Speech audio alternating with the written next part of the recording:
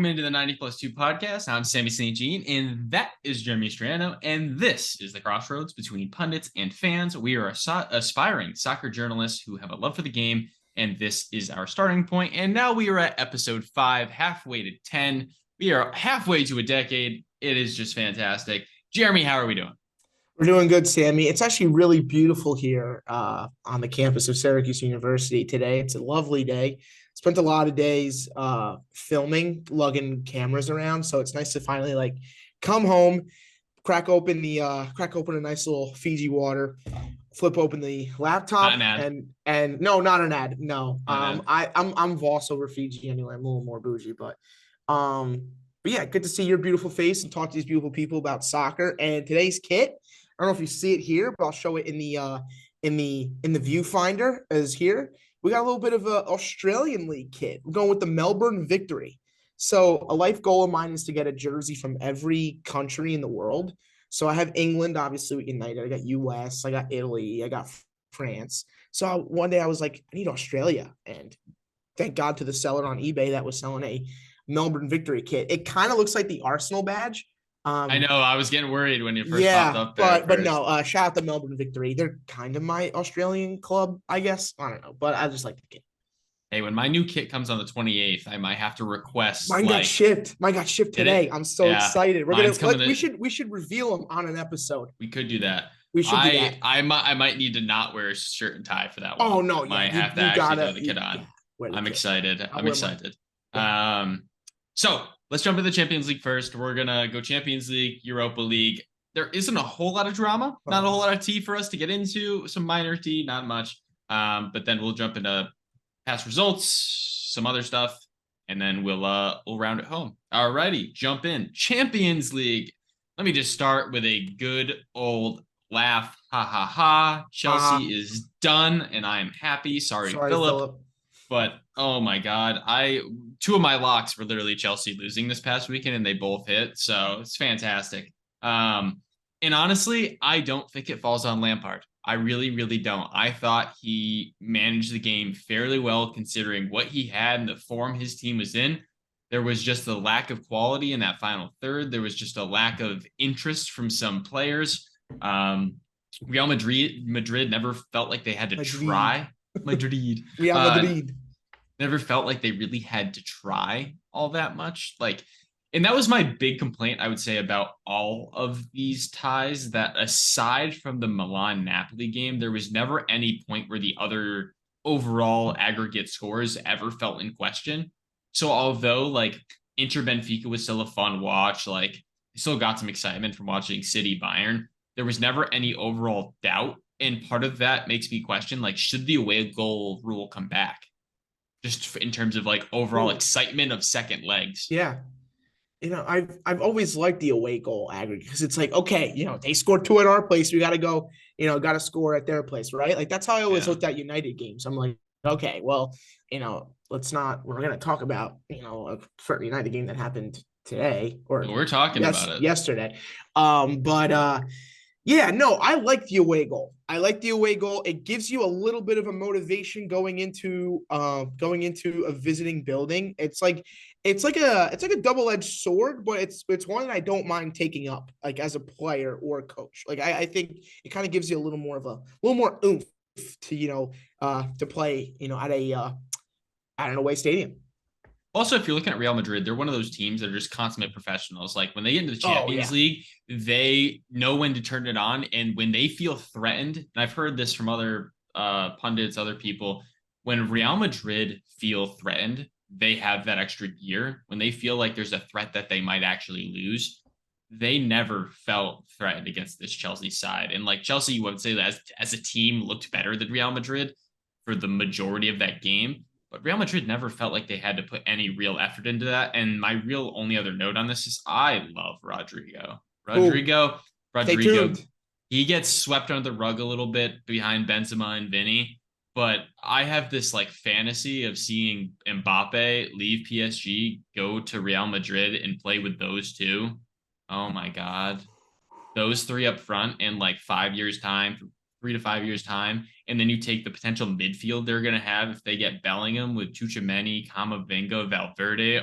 The future of Real Madrid for me is extraordinarily bright right now. Wow. Any final thoughts on that game, them as a whole? No, I mean, I think I have like been Real Madrid's biggest fanboy in this, episodes 1 through 5. I talk about their tradition, the way they play. When they're good, it's good for football in general.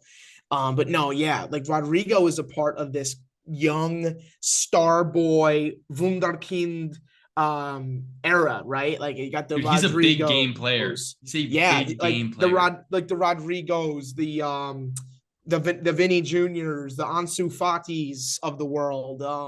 Garnacho, sort of. Yeah. He's in that conversation, sort of. He hasn't hit that stardom yet, but he will. Like, I think he's destined to. He's definitely got a wonder kid type of title. Oh, yeah. That's more what I'm he's more of a wonder kid. And then Rodrigo, Vinny, Ansu Fati, they're a little more developed, I think, in their playing ability right now. Like they're, I judge them by FIFA rankings, and when you get that gold card, it's the only number that matters. Yeah, right. Like I think who was I telling? I was telling my friend the other day, or I was telling my cousin this the other day. I'm judging hockey players now by how many times they've been on the cover of NHL. So take that as hockey players by how many fights they get in. It's really the only thing that matters. You're one of those guys. Yeah, 100%. I am one of those guys. But let's move on. Let's leave that gross fixture behind. Real Madrid moves on, and they will face Manchester City. See, this isn't fair, but I do. I'm sorry. This is a title. That's a final. That is a final. 100%. This is the final. I will also say that this one, as far as Man City games, put me to sleep. Like overall, really just did not work for me. And again, though, like Bayern wasn't bad. They had their moments. They had 19 shots, which again, you're going to give them credit for. 19 shots is pretty solid. They had 58% possession. They did well. But again, City were able to approach that game in a way where they didn't have to do too much. And I think they also played really well by attacking with that left side. I've loved what I've seen from Jack Grealish. But again, from that left side, they avoided the threat of Cancelo, and Cancelo going forward is a heck of a lot more enticing, or I would say scary, than Pavard on that other side. And then you're also seeing that you're able to attack Upamecano from that left side. Upamecano had a disastrous 2 legs. He's going to hopefully never have to play Man City again in his career, because this was just not a good tie for him. But again, I just think everything that City were able to do, they just didn't, in a very similar fashion to what you saw from Real Madrid. They just didn't have to do too much. They just tried to put in the effort when they needed the effort. They got the lead with the Haaland goal, and they just kind of got across the finish line. There were some potential threats, openings available. Like you saw some potential cracks and weaknesses in this Man City side. But again, the same with the Real Madrid performance. I'm taking it with a grain of salt, because they didn't have that same motivation coming into this tie, because they never felt like they were going to lose. Any real thoughts on this one, Jer? Look, I can bash Man City all I want. I've been doing it for years. They're a great team. I love Pep. I think last week when we had Philip on, I really talked about how I really wanted Pep in between his 10 years at Barca and Man City. This is a final. This is a final in any other year. This is a final. But the second semifinal, oh, buddy. What I love about the second one, and we'll get into it, you'll transition it as soon as I'm done talking, is the beauty of this second semifinal is that these two teams don't have to leave. It's like the Giants and the Jets are playing each other. That's just I think you ruined the tie for me. I don't think I'm excited for it anymore. With that Giants Jets comparison. Okay. Fourth overall pick. Where are you going? Sorry, you're not getting CJ Stroud, pal. Give me a Lamar. Let's move on. Moving on to actual football. Yeah. No, I'm taking that stance now. Go ahead. You're thinking. Right. Milan, Napoli. 1-1 draw, 2-1 on aggregate, going the way of AC Milan. We just have a note here that says, Sammy, why do you love Rafael Leao so much? And it's literally like the main note here is why do I? He is so fun to watch. The way like he can make a pitch look very small. The way he gets like him in transit, like when he gets on the break, oh my, so fast. That goal that he and his assist to Giroud was like it was so like I want to say magical, but like there were bigger moments, more magical moments, but like that was just so. Wait, I don't know. I don't even know how to put it in a word. He is just one of my favorite players. Go ahead, Jeremy, because I'm at a loss for words for this. Yeah, kid. no, I just had a question for you because I know that like you're a really big fan of his, and his name will be mentioned later. Stay tuned. I wanted to ask you this though before we moved on to the other semifinal and kind of break this down a little bit and preview kind of the semifinal. Rafael Leao has done this well at the club level, right? Like he's playing for a top club. He's playing for a team that like he's competing for hardware and he might get it. Do you think he'll do this at the international level for Portugal? I think that he was totally misused this past World Cup. Yeah. And I think even in their recent games as well after the World Cup, he does not get the same playing time he should deserve. I don't think Ronaldo should be in the starting 11, and I think that's part of the reason he doesn't get the run that he gets. I know Ronaldo had a decent break, but they literally played nobody. Would they play Luxembourg? Like, who cares? Yeah. So he's basically still playing another Saudi league game. Like, what's going on there? There's really nothing to take from it. I think Portugal's stock in the future will go up if Leao plays. I think the more opportunity he gets at the international level. What are we laughing about? Are you laughing at my dig at Ronaldo? No. Go ahead. Sorry. All right. I had the giggles. It's it's an appropriate day for giggles. All right. Fine. Fair enough. It's a contagious laugh. But no, I do think he needs that run. I think he needs to play at the international level, and I think he's proven his worth. The question for me is, where is he in the future? Like, does he stay with AC Milan? It seems like for next year he will be. Like, as far as I've seen anything, I haven't seen anything about him leaving yet. I've seen more about an extension than him leaving. So the question is, where is his future? And I think that'll have a big impact on what he can do. But if he's in AC Milan kit next year, I'll probably be buying one. All right. So the final one here from the Champions League, Inter and Benfica, the highest scoring game that we saw in terms of like just match action, 3-3 score. It was a pretty solid game in terms of just overall entertainment. But again, because of the advantage that Inter had going into that leg, that game never really felt threatened because Inter struck first, Benfica responded, Inter struck again for 2. It was 3-1. Benfica pulled the 2 back to tie it up, but again, you had to pull another 2 within. The away goals rule, then we're cooking with gas. So that's kind of where I'm at with that one. Overall, in terms of statistics, Benfica had a lion's share of possession. Passing was a little better, but I would say overall, because Inter were allowed to sit back a little more and play on the counter, both these teams were pretty evenly matched. It was a pretty solid tie. But I just wish there was that real threat that Inter might lose that game. Because once they got the 4 goal difference in aggregate, it didn't really matter that they conceded the other 2. Like they didn't really bother anybody. But yeah, that's really all I got there. And then I don't know if you have anything else. No. But I do have something to say in terms of the Portuguese league as a whole. I think it gets really disrespected. I know there's not a whole lot of European powers. I would put 3. I would put Benfica, Sporting, and Porto at the top 3 of that league.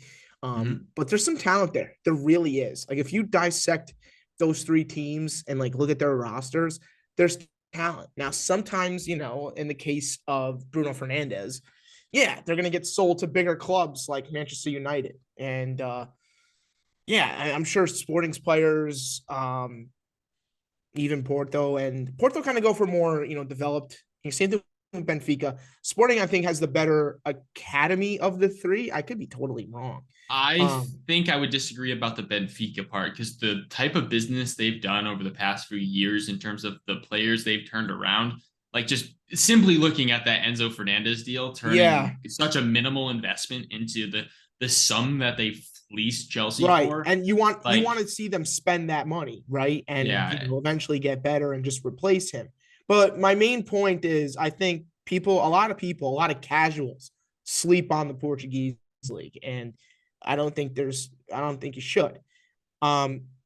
Teams like SC Braga have always been, competing with Europa, Conference League, Boa Vista.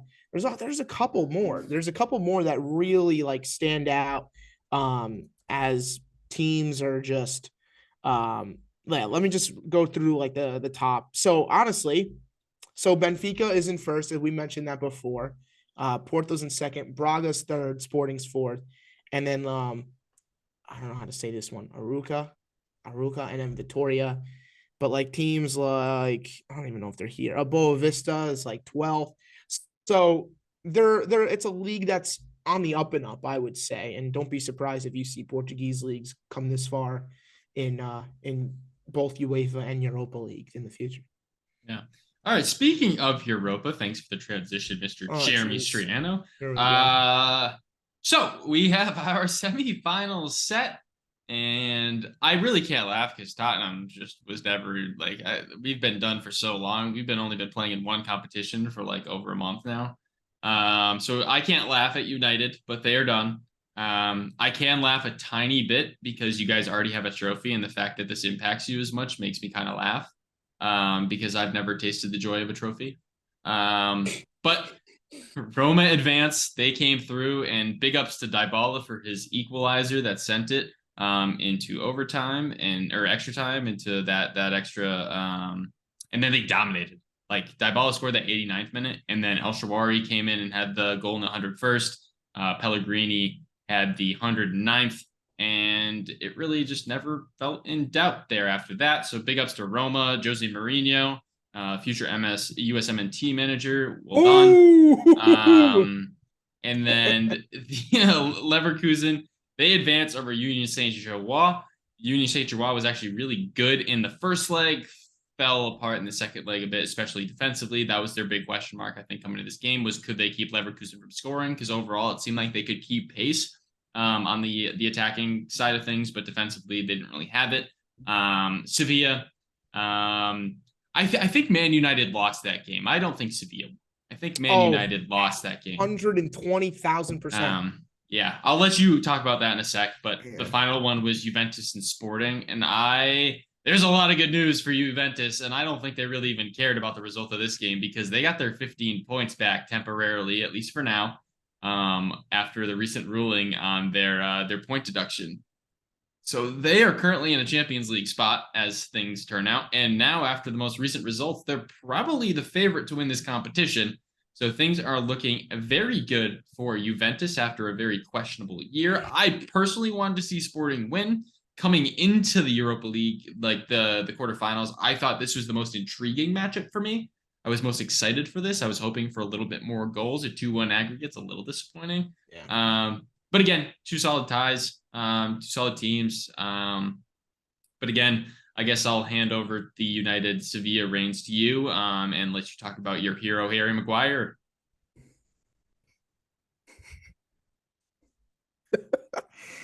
I can't, man. This team is literally the definition of being on a roller coaster. There's a roller coaster. I don't know if you're very familiar with this, but there's a Six Flags. I know there's a Six Flags by you, right, in Massachusetts? Yeah, roller coasters make my tummy not happy. Oh, good. I'm not a roller coaster guy either, but I'm already on one because I'm a United fan. So there's a roller coaster. I know. Hey. There's a roller coaster at the Great Adventure Six Flags in Jersey called King to Cost, tallest roller coaster in the world. And I felt as if, when Ten Hag came in, we were getting up and we were going. It's like the Drake and Josh episode. Remember the Drake and Josh episode, the Demonator? Yes, I do. Welcome, ladies and gentlemen. And here, ready? Here it comes. Oh, here it comes. League Cup. Oh my God. Top four. Okay. I feel bad for Licha Martinez. I do. Because if Leach is healthy, this butthead doesn't play, right? Slaphead. Butthead. He's a butthead now. I'm not calling him by his nickname. I like Slaphead. I think it's a fun nickname. He doesn't get a fun nickname because he's terrible. To be fair, De Gea had a stinker too. Yeah, no, the third goal especially was just brutal.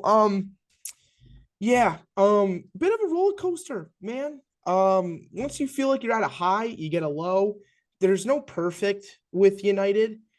Part of me, this is gonna sound messed up. Part of me is like okay, because like now we kind of like focus on the FA Cup, and then now we're just focusing on top four. So like we like United, I feel like United played like throughout the school year, like of us like going to class. I felt as if United played every 3 days, no matter what the competition was. It felt like we were in, a Europa League game. There was a Premier League game, and then a couple of weeks later was like Carabao Cup game, and then once the new year hit, it was an FA Cup game and a Premier League game. Like United have to just relax, and it's simple. It's simple stuff. Like when you overwork these players, they're bound to get hurt. Now, I don't wish injury upon anybody. It just happens. They're bound to get hurt. They are. Like they play every day. Imagine if you played soccer every day. Every day. They're gonna get hurt. I'm part. What's up? You're preaching to the choir here. Conte ran Tottenham players ragged. Dude, like, I know. Like, it happens. It sucks too. Like we look up to these athletes, right? And we're like, man, I would love to get paid $100,000 a week to play soccer. It's hard. It's hard. You know what? It's difficult. And it takes a toll on your body. Why do you think every day they're in the treatment room and they have those, they have these, have you ever seen those things where they put on their legs, like kind of like, like the big, like kind of like big pants, and like they sit in the training table. I don't know if it massages their legs or does what. Those are going to be on double time, those suckers. You said Juventus is the favorite to win. I would agree with you to an extent because they're not. I don't think so. Right now, I wouldn't put my money on it, but I think overall they are the favorite. I am putting my money on the man who I think of this guy. I think of him as the boss of this tournament. And I am talking about, I'm going to see if I can do his impression. I'm going to try to do his impression. I am Jose Mourinho. That wasn't pretty good. That's pretty good. I guess not my best one. I like Roma a lot in this competition. I think it'll be a Rome. I think it'll be an all Italian final. I would hate it if Sevilla go to the final. I don't think they're that good. I don't. I just think United had two stinkers. I think Bayer Leverkusen will win. I like that. Tell me why. There's just something about this team. Like they didn't look good in that first leg, and the way they attacked Union Saint-Jean, leveled it right away. Diaby with a second-minute goal. Like this is the game I was watching compared, because I expected a lot more out of Leverkusen in that first leg. Jeremy Frimpong, someone that Man United's looking at, is very good. I need a guy named Jeremy on United. I'm sorry. But like I was just overall very impressed because they're a team that doesn't need a lot of opportunities. And I feel like when you come down the stretch, like teams that can take advantage of not having a ton of shots or not having more shots than your opponent, like taking 10 shots and putting 7 of them on target is really, really good. Like no matter how good your goalkeeper is, you're going to find a way to squeak 1 or 2 through. And sometimes that's all you need. And if you look at these other ties, they weren't necessarily as high scoring. Like I have a lot of faith in this Leverkusen team. And if I'm putting money on it, regardless, I think the winner of the Roma Leverkusen game is going to be the team that wins the Europa League. That's fair. I would agree with that statement as well. I still think it's going to be Leverkusen. But if Leverkusen do fall, and I am wrong, because it does happen, I am not that smart, kind of smart, not that smart. You're smart. Ish. Then I would probably fall back to Rome as my safety. Like it's like March Madness when you get the second chance bracket because you messed up your first one. Like that would be my second chance winner. Fair. So yeah, that's where we are. Do we care about the Conference League? Like or no? We can be honest. Like I mean, I because West Ham and Fiorentina, I think both that's a advanced. fire So game. Like no, they're not playing each other though. but They're no, on but the like I'm saying, like it, like that would be fire. Like that's a good yeah like tie. yeah. It just shows West you how Ham deep has. England is. I was gonna say West Ham has AZ Alkmaar, if that's how it's pronounced, Ooh, yeah, and AC then Alkmaar. Yep. Fiorentina has Basel. So Have who? Basel. Oh my god, I should have. I have a Basel kid upstairs. Really? That's for next week. Yeah. That's for next week. But so there's like decent ties, but again, Do the not touch value of Jose Mourinho. all right, I we're am moving Jose on. Mourinho. We're not even talking about the conference. We're What I moving am on. saying is true. I All am right. European champion. All right. Premier League. We're going over the last results recently. So the Prem. I'll read off the results. We talk about what you want to talk about. Villa smash Newcastle 3-0. Up Unai Emery. He's been nice since he came in to that squad. He's got them on form and even potentially threatening for Champions League now. They're getting close on points. Tottenham being terrible has given them an opportunity to challenge for fifth. Brighton got 2 over Chelsea. Bournemouth made me cry against Spurs. Man City 3-1 over Leicester. And Arsenal made me smile and got rid of my tears when they blew another 2-0 lead and drew against the biggest club in all of England, West Ham. And then Liverpool stat pad because they can't do it against every other game. So they stat pad against Leeds and win 6-1. So yeah, so a lot to talk about in terms of the Prem. What are you looking at, Jeremy? Oh man, well I've been praising Aston Villa too a whole lot. They are just making themselves. I think they're going to be a threat. I think they're going to get European football eventually. I do. Whether if it's Conference League, because where are they in the table right now? Fifth. Okay, no, so sixth. Sorry, sixth. So they're in a Europa right spot. Spurs. They're in because it's 5 and 6, correct? They're probably going to finish above Tottenham if I'm with their current form. Whoa! Imagine that though. Imagine top 5. Yeah, top 5. I have thought a lot about Tottenham falling out of top 5. Arsenal, City, Newcastle United, Villa. Whoa! Because they kind of remind me of like when. Well, Leicester was only in it because they won, but then they were in like the Conference League one year. Or I think our debate next week should be what will be the Prem's final standings. Who's getting European competition? Who's getting relegated? I think that should be our debate for next week. That's fair. Yeah, let's do 1 through because all right, so 1 through 4 get Champions League and 5 through 6 get Europa. It's 5 and 6 depending on the winner of like certain competitions. Yeah. So right now it does seem like it's going to be 1 through 7 get European competition because I think I'm going to say the winner of the FA Cup is going to be City or United. I don't want to jinx you, Jeremy, but like right now it seems the most likely Brighton have a chance too, but City looked fantastic. I'd probably put my money on City, even though I'd probably make nothing from betting on City. I think you'll end up with 7. So let's do our top 7. Maybe if you want to include an 8th who you think is going to be the last team to miss out, you can. Yeah. And then we'll do our relegation teams plus the 17th team, the last team to make the cut. Okay, yeah. So because I have the debate topic next week. So that'll just be my debate topic. Sure. Perfect. Yeah. But yeah, final points in this one. Man, what a bad time to buy a Bournemouth kid, huh, Sam? Sorry, pal. So bad, dude. I hate my club. I really do. They are tell me how you feel. Let it out. Let it out. Come on. I feel sadness. I feel pain. I feel like Philip last week, if I'm going to be honest. Probably Philip on Tuesday as well. Actually, every day is the Chelsea fan this season. Tottenham have at least had like 1 or 2 happy moments. But the problem is, like Sonny scoring his 100th goal was pretty cool last week. Yeah. But like that's my problem with Tottenham, and I actually do think Stellini's correct. Is he after the game was kind of asked on why Tottenham seemed so passive and why they really weren't going for this game, despite having an advantage, seeming like the better side. And they did at the end of the game, but that's kind of the story of it. They don't go for it early enough when they take that lead.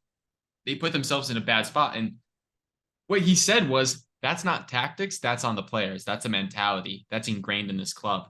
And this club just doesn't have that. They're afraid. I feel like right now, Tottenham plays afraid to lose. And I think there needs whoever comes in as a manager needs to fix that before they fix anything tactically, before they put another damn dollar into that stadium. Because oh my god, they've clearly wasted their money. Because what that is a waste of a quality stadium with the product Tottenham puts together. Like I just at a loss for words with what. Like, how do you beat Brighton 2-0 and then lose to Bournemouth 3-2? Like, that sentence alone makes quite literally no sense. And I just need some. Like, I know you don't have a manager right now, so lose to Brighton 2 and let me just feel constant pain instead of this up and down. Like, I'd rather just be constantly depressed and not believe in my club than like have that shred of happiness, you know? But yeah, thank you, Arsenal, for blowing the lead, for saving my mental, because like you really cheered me up. So that was really good. So thank you. I don't really have anything else to say on the Prem. Do you have anything else? No, I pretty much hit everything I needed to. All right. So in terms of the other leagues, we kind of mentioned this on the last episode. There wasn't a whole lot of big ties for the most part. La Liga, Villarreal lose 2-1, so that hurts their competition chances. Real Sociedad got blanked, so like it canceled out the Villarreal loss because they're both in a similar spot. Barcelona drew, but it doesn't really matter because it's still their league title to lose. Atletico have a nice little stretch of wins going together. They're in good form right now, and that sets up a really interesting matchup this weekend. So just a little teaser for like 10, 15 minutes from now. And then Serie A, Milan and Napoli both drew. I think in general, the story is just like teams in European places dropping points, like to bad teams. Yeah. And it's not, and again, like Milan and Napoli both drew, Inter lose, Juventus lose. And then Roma, they got a big 3-0 win. They set themselves up, I think, for what they did today. They got a lot of momentum going the right. Like Fiorentina, Atlanta drew. That was probably the only game from Serie A I was actually like kind of checking in on the score because I actually expected something out of it. And then the Bundesliga for me stood out, like sore thumb. 9 matches played, 6 draws. That is like Bayern Hoffenheim. What is this? AFC Richmond? Yeah, that's what I'm saying. Bayern Hoffenheim, Dortmund Stuttgart, Köln Mainz, Frankfurt, Mönchengladbach, Union Berlin, and Bochum, and then Wolfsburg Leverkusen. Like there were a lot of draws. So like it did, like the standings literally didn't change. Like nothing happened. Basically nobody, like everything just went up like 1, except for what, 6 teams. So and none of them that were really in a great place to do anything. And then League One, PSG won, so it doesn't really matter. Yeah. Cares. What else is new? They beat Lens, so it hurts Lens Champions League chances a little bit, but again, it doesn't. I want Ligue 1 to be good. Like I really want it to be a conversation. Like it just seems out of the 5 leagues, they're just like the least exciting because it really is PSG and everyone else. But there's so much potential with teams like Marseille, and I just want teams with good cultures like there's a Marseille, there's Lens, there's teams that you can support and that you can get behind that they just need to become more competitive personally. Yeah, I want Ligue 1 to start investing in players in countries like America, Canada, Mexico, like just nations that are really developing like young talent, like just to help the league out in general, right? Like I feel like America, a lot of their youngsters are now going to like strictly right to the Prem. I know Daryl DK. Also, I want to shout out Daryl DK, former Orlando City striker, now playing at West Brom. He tore his Achilles, so he's going to be out for 9 months, which stunts his growth a little bit as like a prominent striker for the U.S. men's national team. But he'll be okay. Come the next year. So just a speedy recovery for him. But I really want France to start developing in young talent and look to America. There's a lot of talent here. Look to Mexico. Look to other smaller European nations. Like, yeah, there's a lot of talent in France. Don't get me wrong, but like, there's some hidden gems out there. Just do better scouting. That's all. Oh, that's fair. Do you have anything else on the games I just mentioned, or not? No. We're ready. Yeah, I think we can move on. There wasn't even a whole lot of tea. This is usually our most packed section in terms of what's the tea, but overall it didn't seem like most of the storylines were game centric. Spurs and Luis Enrique started to be a bit more of a conversation. Nagelsmann and Chelsea seems to heat up. They also today Them and Pochettino heated up a little bit as well. So it seems like Nagelsmann, Pochettino for Chelsea right now is the main conversation. Spurs and Enrique is really the only solid link I've seen for them. I wouldn't hate that because the potential influx of Spanish talent would be nice for Tottenham. They've been loosely linked to Ansu Fati and Laporte as two potential players to come in. So that way, honestly, no matter what happens, if I can go a season, much like I hope you get to go a season without watching Harry Maguire play on your back line, I hope I don't have to watch Eric Dyer play. Yeah, dude, they're similar players, man. They really. Yeah. And there was a story. I saw something about Tottenham potentially offering him an extension, and I'm just like, dude, why? Like, why? Like, just he does more for Spurs by doing pizza reviews with Dave Portnoy than he does on the pitch. And I said that with a complete straight face. If you're on Spotify, yeah, no, if you're on, like, did not smile even in the slightest. Like, I can't watch him play football anymore. Pissed off. He's awful. He's just been so. The thing is too is Davinson Sanchez got booed off the pitch, and I felt no pity at all because every time he's come on, Tottenham have conceded. Dude, Tottenham concede every time he gets subbed on. Every single time they concede. It is clockwork. This kid is roasting his own club. I love it. It's like, so what a straight face too. Dude, it's so bad. No pity. I felt nothing. I felt no sympathy in my bones for that guy. I started booing too, and I'm in New York, Massachusetts. I'm in the United States, and I am booing out loud about Davinson Sanchez getting pulled off. I can't watch my back line. And they also need somebody that has a brain to play alongside Romero so he doesn't do dumb things anymore. Because he's a fantastic center back. But he is liable to do some really crazy, dumb things because he's an aggressor. Like, he gets in your face. He makes those type of plays. He'll go for those aggressive tackles. They need somebody with a solid, head on their shoulders to keep him collected. And they also just need somebody that has a right and a left foot. That also would be a nice step. But aside from that, I don't really have anything else on Tottenham. That was my little soapbox rant. A positive in a Syracuse storyline was Nathan Poku. 2 goals back-to-back weeks. He had 1 goal this week. His goal this week was very good. It was a nice little turnaround from inside the box. It was nice. So real credit to him. It'd be really nice if Leicester can possibly stay up and then maybe he gets an opportunity next season. That'd be super cool. But again, just a super nice guy when he was here at Syracuse. Loved seeing him get a chance. But now it's time for the games coming up this week. So if we look at the Prem, there's some good ties. We look at the FA Cup, there's some good ties. There's some good ties up and down. All right, so let's run through these. First with the Prem, Arsenal-Southampton is just important for them because City doesn't play a Prem game, so there's 3 points them to at least get some momentum going back in the right direction. Brentford and Villa could be fun. Villa is still on really good form, coming off a big win. Opportunity for them to pick up another 3 points against a solid Brentford team that's been down in form, but still a good team. Tottenham, Newcastle. I'm debating not watching this because I feel like it's going to be a bad time. I think it's going to be a very bad time. If you can tell from my current tone about Tottenham during this entire episode, not overly optimistic. And then in the FA Cup, Brighton United, Man City, Sheffield United. Could have been Tottenham, but again, they're bad. So they lost to Sheffield United. So, Jeremy, do you have anything on any of these games and why?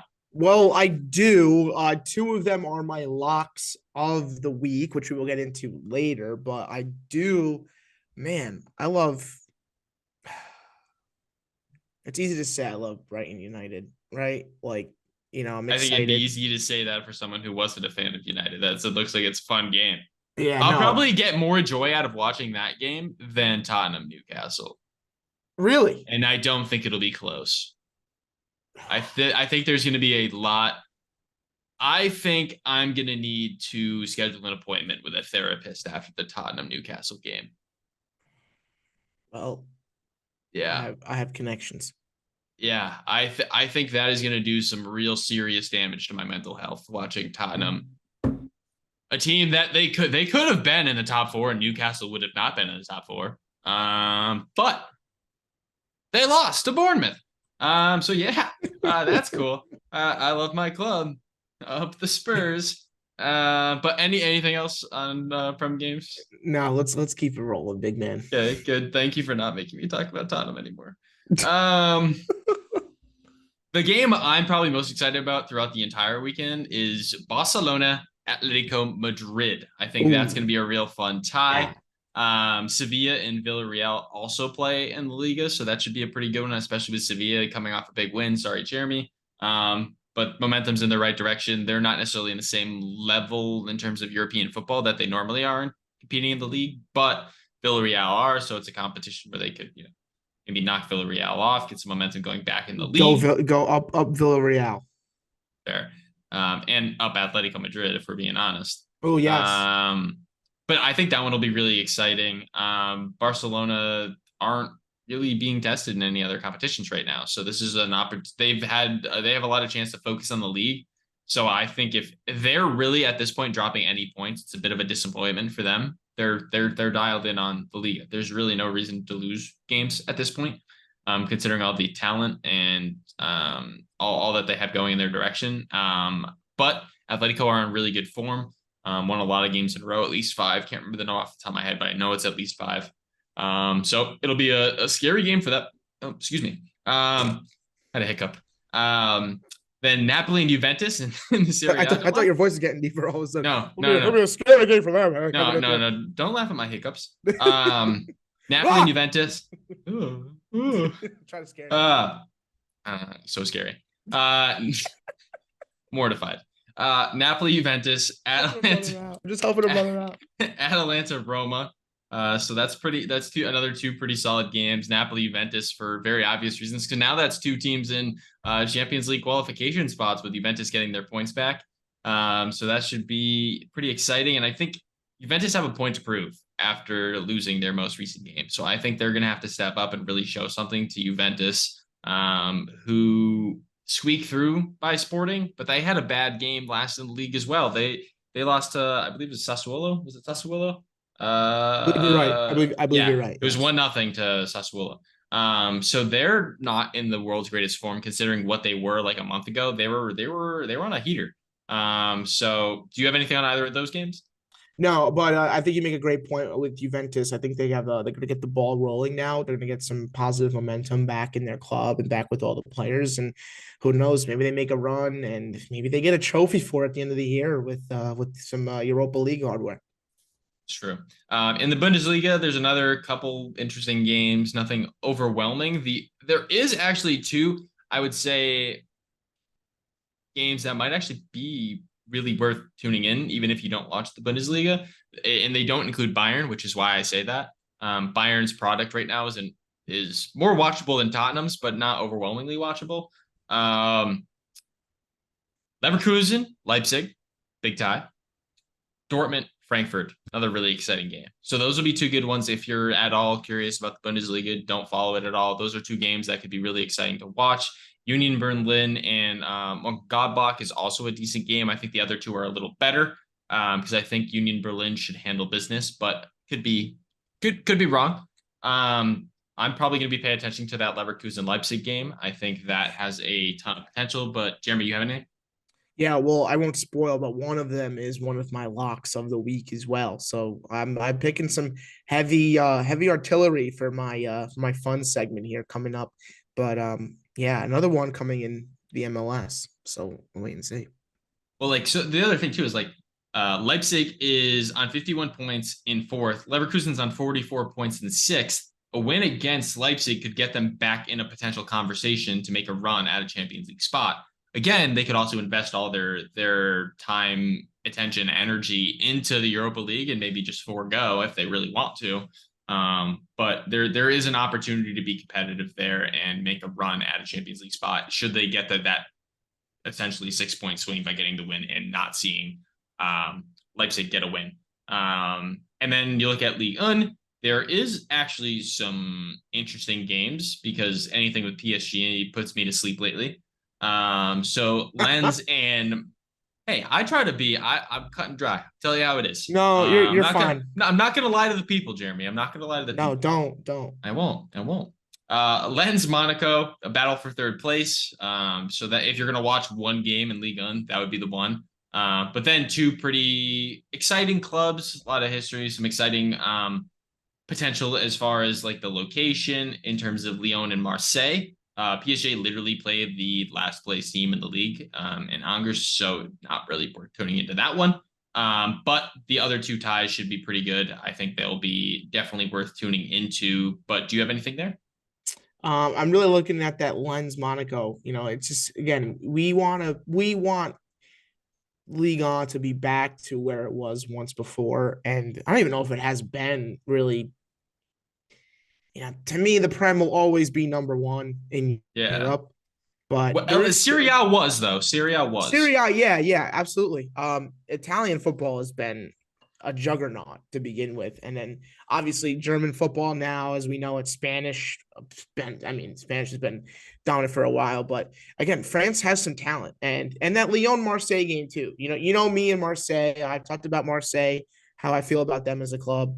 But yeah, there's some quality matchups, and hopefully they produce some good results, and hopefully in the future we see a French team that isn't Paris Saint-Germain competing again for some European trophies. I just wish Marseille was the home team for that game against Lyon. I think it would be a Yeah, little more exciting there. the Not that Lyon Velodrome. isn't a bad home No, venue, but yeah, but it's not the beats. Velodrome. Yeah, nothing It's beats the not. Velodrome. Yeah, no. No. All right, so time for probably what has turned into one of our favorite segments, Ted Lasso recap, and this was probably my favorite episode. Maybe it might have been my favorite episode. I will say, the only one I would put above that was watching Tottenham lose because that's what I get to do every week. Oh, No, I'm just kidding. This kid's ruthless today. I'm down bad. No, but I do think that this was one of my favorite episodes, and I think there was a lot of. This wasn't like an overwhelming in terms of pushing the story forward, but there were a lot of small storylines that got moved in a direction that I was a huge fan of. Absolutely. If this is your disclaimer, if you have not watched the Ted Lasso episode, Stop. press pause. Press pause. And then go to your. Do people still have what were those old little TV boxes that you could record on? TiVo. Yeah. If you got it recorded on your little TiVo or whatever. DVR.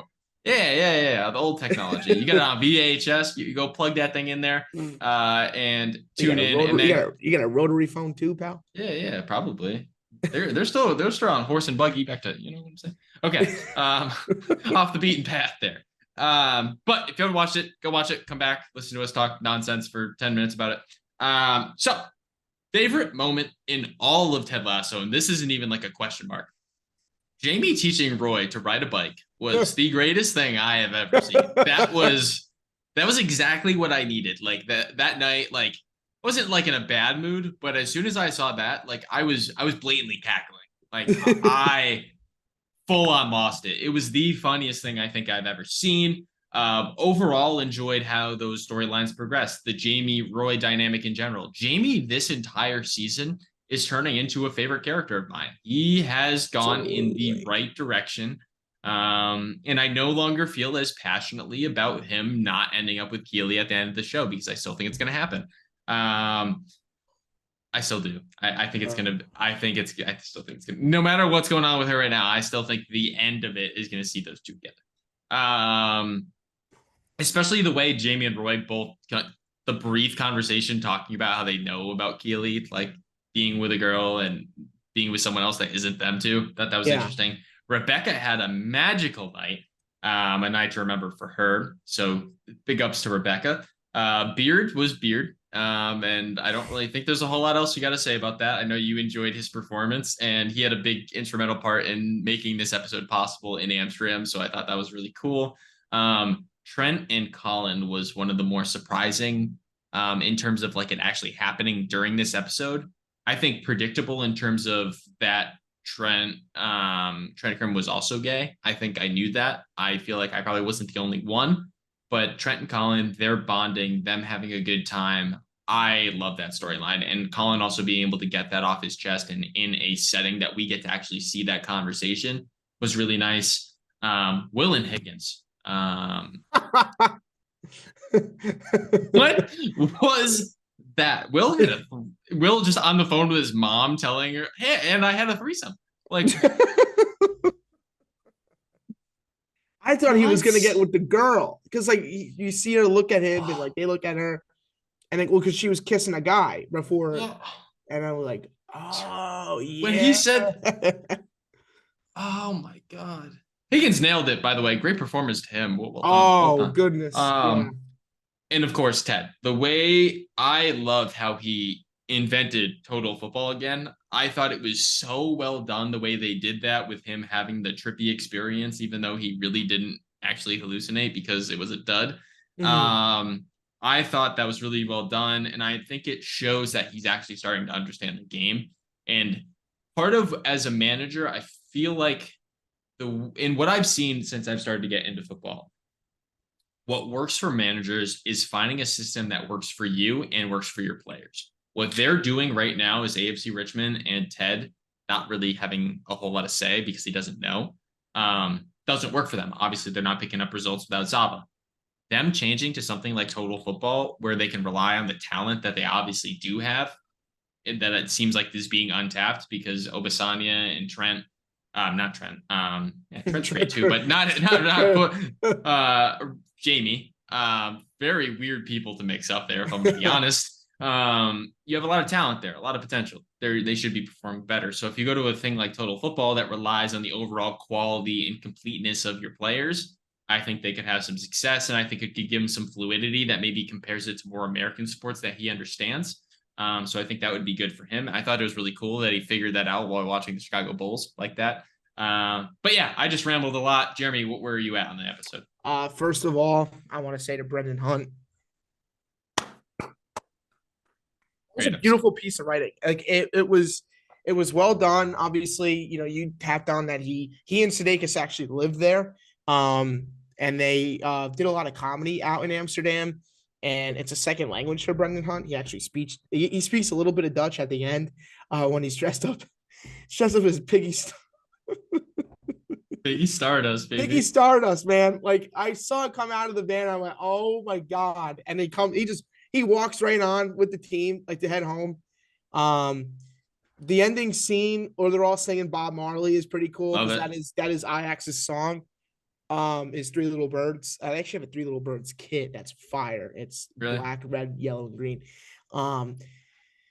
Yeah, Ted is now becoming an actual manager. And what I mean by this is we know him as this lovable, happy-go-lucky guy.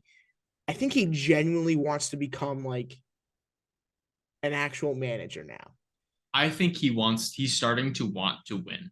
Yeah. Oh, 100%. I think he is now understanding like why fans are this passionate in England compared to like, America, right? I think he knows what's going on. It's only taken him 2 seasons, which is fine. I'm not gonna bash him there, but I think he understands the goals of a football club, and can't wait to see what he does with Richmond. This is making me think that Jamie's gonna have this like big goal come the end of the season, both in Richmond and then for Ted Lasso season 3. I don't know what it's going to be for because I know they're not going to win the Premier League. That's just not going to happen. They're losing. They lost Zava. I don't think they're going to win a title. Maybe the FA Cup. It could be for your like European qualification because that I feel like that. I know they said originally with the show they were only going to do 3 seasons. We need Richmond to go to Europe. Absolutely. But if they did a 4th season with them in the Champions League or something like that, and then winning one of the bigger competitions in terms of, I don't think them maybe not winning the Champions League, but winning the Prem or something while being in European competition against like Barcelona, Real Madrid, like that would be so cool. And I think a fair ending. Right. And I think like my point is, we saw this week, them in Amsterdam. Imagine them in different cities. Imagine them in Madrid. Imagine them in Paris. Imagine them in, wherever. So you get an opportunity to kind of do those episodes again. Now, you don't want to, what's the phrase? Beat a dead horse, with like, oh, they're playing in away time Champions League. Let's do another hour, them in Madrid or whatever. But you get that once in a while, you throw them in, in the middle of the season, spread them out. You get a couple, spread them out. And yeah, maybe this is a season 4, hopefully. No, I completely agree. And I have a feeling that not this episode that's coming up next week, because I think it's going to be a big figuring out episode in terms of learning total football as a club. The episode after that, I have a feeling there's just going to be a massive jump for them in the standings. Like they're going to start cooking. It's going to be one of those episodes, much like I think it was episode 3 after they signed Sava, where they showed them progressing and like making a lot of progress in the overall table. So I think it's going to be very similar to that. Like I think they're 9th or 10th right now, and you're going to see them get up to like 6th. Like you're going to see them make a big jump and get a lot of quality wins. But now it is time for our fun finish. Let's wrap up. And Jeremy, I will hand over the reins to you for the first 3 parts. Okay, so fun segment number 1. Sammy, you helped me out with this one because you saw this pop through on your Twitter. Because I want to focus on one of the players there just for a little bit. But my game of the week, or whatever you want to call it, this day in history, is April 20th, 2010, in the UEFA Champions League semifinals. We saw an absolute bloodbath of 2 European blue bloods just go at it. Inter Milan take down FC Barcelona 3-1. The 3 goal scorers from Milan. Here are the names. Oh my goodness. Oh my God. Diego Milito, Maicon from Brazil. I love Maicon. And Wesley Schneider. Dude, tell me, Wesley Schneider was like the guy in the year 2010. Every soccer player that I knew who played in midfield wanted to be Wesley Schneider. This guy was amazing. He would later have a great World Cup in South Africa. But that Inter team also had Eto'o and Zanetti, right? Yep. Samuel Eto'o was one of the best to ever do it. The Cameroonian legend. But I love those old Inter teams. So hopefully they get back to maybe they get back to a Champions League final. We'll see. Now up to my locks of the week. So we're at the same record, aren't we? Yep, 4-1-1. I went 2-0-1 this past week. Got my draw because of the AC Napoli result, but I get my wins because Chelsea were bad. So we both have a 4-1-1 record. So a lot riding on these next 2 weeks. Okay, so my first lock of the week comes from the Bundesliga.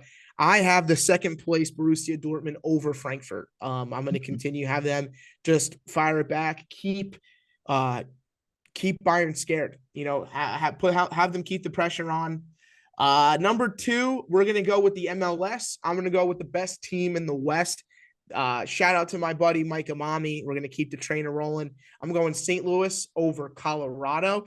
And third, this is pretty awkward. I think this is your best pick, actually. I think this one makes the most sense. I'm going to go with Newcastle over Tottenham. No, that's a good call. I think that's a fair shout. Okay. I'm sorry, buddy. I am. No, I'm not. I'm sorry that people have to watch my club play football this past couple of weeks. Like, I'm sorry that people have to watch Spurs football. I do it to myself. Okay. And then for my 3 stars of the week, number 1, it's your boy, Rafael Leao. Just a great performance overall in the Champions League. Number 2, another youngster that we mentioned at the top of the episode, Rodrigo, the Brazilian wonder kid that he is. This kid's younger than us, and he's just tearing it up. They all are. All these kids are just younger than us and just absolutely dominating on the world stage. And number 3, this one I'm going to, credit to you because you gave me this idea. The country of Italy. Oh, my goodness. Like, an Italian team will win either. That's my guarantee. That's a lock. An Italian team will either win the Champions League or the Europa League. Change my mind. Sammy, the floor is now yours. I'm going to be honest. If my predictions are correct, then I would disagree. But we'll see. I know. I have Roma. Yeah, and I have Leverkusen. We'll see. We should put some type of wager on that tie in the Europa League, Leverkusen and Roma. We should put, because it's teams that we don't necessarily support, but it's something I feel pretty strongly about Leverkusen. Like, I think they're going to win. Okay. We can figure something out on that. Yeah. Yeah. But all right, random footballer. I'm gonna start by listing his trophies and just see if people at home can get them before I reveal who it is. That's a good idea. Yeah. 3-time Ballon d'Or winner. So we're starting very hot. We've been mostly under the radar players. Oh yeah. I had Victor Barbo last week. This one is not under the radar. No, this isn't. Not playing currently, but not under the radar. 3-time Ballon d'Or winner, 3-time European Champions Club winner, 1-time Spanish Cup champion, or just Spanish champion, I should say. 1-time UEFA Super Cup winner, 1-time Spanish Cup winner, 9-time Dutch champion, which I think is probably the giveaway, 6-time Dutch Cup winner, which is the other giveaway, and the 1-time Intercontinental Cup winner. And if you said Johan Cruyff, you would be correct. And it had to be that because of the Total Football introduction. He was one of the main participants in the application of Total Football. But he started in the Ajax kind of youth when he was 10 years old, made his debut for the senior team when he was 17. He helped Ajax win 6 league titles, 4 cups, 3 European Champions Club wins while he was there. Then went on to Barcelona. I believe he captained that team as well when he was in Barcelona, and then they won the league title in 74. And then overall, he ended up going and moving on and playing in a couple other places. He ended up in America as well for a couple teams. But overall, he was part of that kind of total football style that was developed by Rinus Michels. And it really emphasized, again, the all-around skill, versatility, creativity of the players. And when Cruyff, he was a part of the national team when he played in the 1974 World Cup. That Dutch team was really what shined in that moment in terms of total football. So it had him and a couple other players, but they put on a real display of that total football, and they earned the nickname Clockwork Orange because of the color of their jerseys. They lost to West Germany in that. But overall, figured he was a very worthwhile player to do so. And now it's time for, you know what it is, Jeremy? Do you know what it is? Oh, believe me, I know. We are both 2-0. So if we both go 3-0, we drop it down to 8 questions. But it's our 10 questions to get a random club from the top 5 leagues of the MLS. Man. Both 2-0. Jeremy, are you ready? As ready as I'll ever be, Sam. All right, Jeremy, start your engines and give me your first question. Serie A. No. Premier League. No. MLS. No. Ligue 1. Yes. Should have guessed Ligue 1 first. We were very French heavy this episode. So I have 6 guesses. I feel like your starts have usually been pretty good. So this is probably the toughest spot you've been in for one of these. Has this team played in European football this year? They do not. Oh, shoot. So you were halfway there.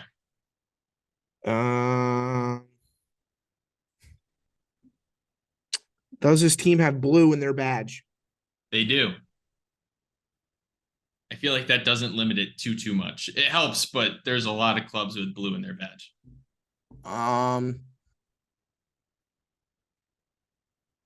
Does this team have red as well? This team does have red as well. That was a good one. That was a good question. Okay.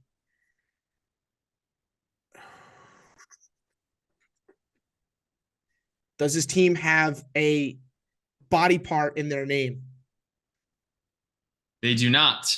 Okay. 2 questions left. It's not Clermont Foot. Okay. I have 2 questions. Guesses. I have 2 guesses. You have 2 questions, and then if you want that final, like you have to throw a final answer. But okay. You can use the other 2 as. Is this blue? Is this blue? No, that's not the team I wanted to click on. Is that even blue? Don't screw me over, Sam. I don't think you will. Does this team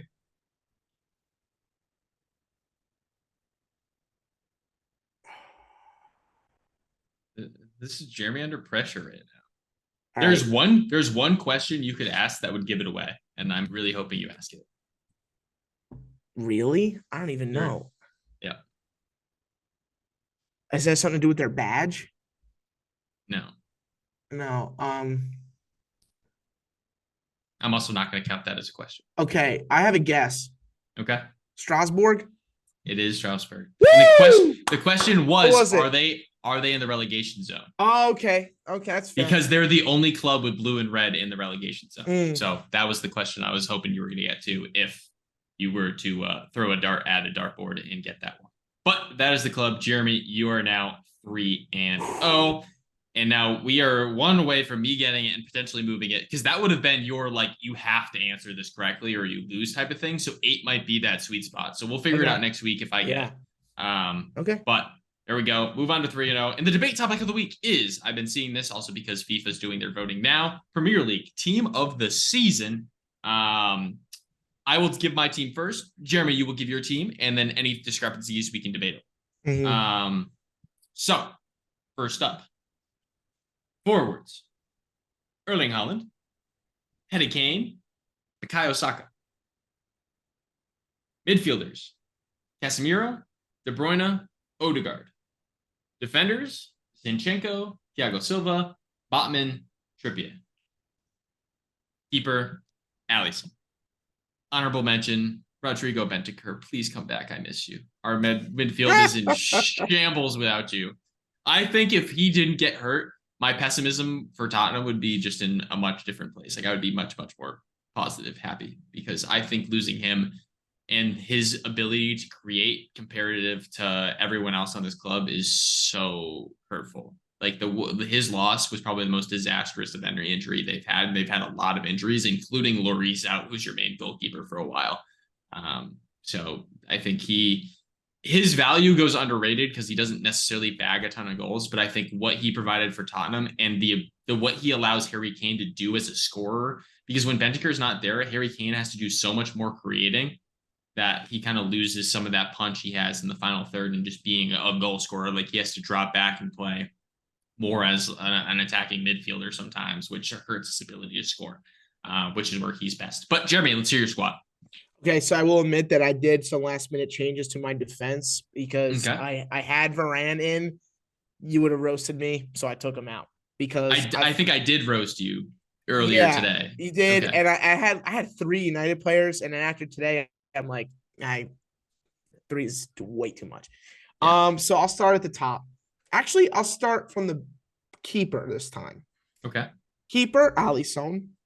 Yep. Defenders, Zinchenko, Ruben Diaz, Saliba, Trippier. Midfielders, we have the same, Odegaard, De Bruyne, Cassie. And my forwards are Erling Haaland, Harry Kane, and Marcus Rashford. Okay. So first comment here. Oh, and my honorable mention is Lisandro Martinez, because I miss my butcher. Okay. First comment. No, Bukayo Saka is a big shout. That's an interesting choice. I get that. Okay, when Rashford's healthy, this guy was at one point the most dominant player in the Premier League. And I get that Saka's playing for a number 1 team. They're this, they're that. I'm not discrediting him. I'm not. He might have been my first one out, apart from Lisandro, if he was healthy as well. I haven't seen someone dominate on this platform that United has at Old Trafford the way that Marcus Rashford did when he was healthy. I think when this guy's healthy, he's an absolute force. At one point, he was guaranteed a goal every single game that he was playing in. But yeah, it's close. I get it. There's a debate. There's a bit of a homer, ruling in there just because, I get to see him play every week. And he's a beautiful player. He's a fun player to watch. But I do get that. I'm not discrediting Saka one bit. I mean, there's also the debate too, if you want to be one of those people that does like a left wing striker, right wing, if you want to do Rashford, Haaland, and then Saka. But I think Kane has done way too much to like actually go to that. Like, I think if you're going to do 3 forwards, like Kane has to be in that, because Tottenham might be in the same spot Chelsea is right now without Harry Kane. Like, it would be bad. Midfield is exactly the same. Yeah. And then defensively, I think Chelsea are in a relegation zone without Thiago Silva. So I think it's very tough to not have him in there. And I think Newcastle have been the best defensive team in the Prem. So I think Botman gets that spot as a center back. And I think he's been their best center back. As far as Diaz goes, I think I understand where you're coming from. And I also understand where you're coming from with Saliba putting Arsenal in there. Their backline has also been very good. But Zinchenko's been more of my star for them as far as their backline is concerned because of what he provides moving into that midfield sometimes. Mm-hmm. I think he's been a revelation for them. But I don't even think Diaz is he's not convincingly their City's best center back. He might be, but you could put with some of the games that these players have had, you could put Ake and John Stones in that conversation, which is why I don't think it's him. But I do understand the argument for him. I just don't.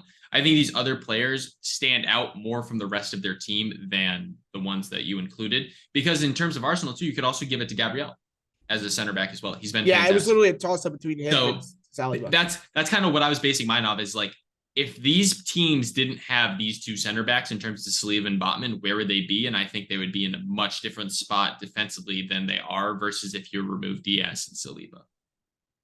No, that's all fair. A lot of these could have been decided on a coin flip, if I'm being honest. All right, Jeremy, give us our Ted Lasso quote. We'll wrap up. Okay. Do I read it as him or no?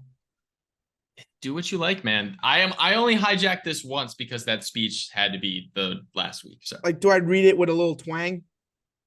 If you want, again, do it as you're the actor here. You deliver. Right. Deliver. Okay. Let's see. Let's try it. This woman is strong, confident, and powerful. Boss, I tell you, I'd hate to see you and Michelle Obama arm wrestle, but I wouldn't be able to take my eyes off it either. I think that's a fair transition given the vibe of this episode versus the last one. I think that's a fair transition. But that was the 90+2 podcast. I'm Sammy St.Jean. That's Jeremy Serrano. And this is the crossroad between pundits and fans. We are aspiring soccer journalists who have a love for the game. And this is our starting point and episode 5. That's a wrap. Thanks for listening. We'll see you guys next week.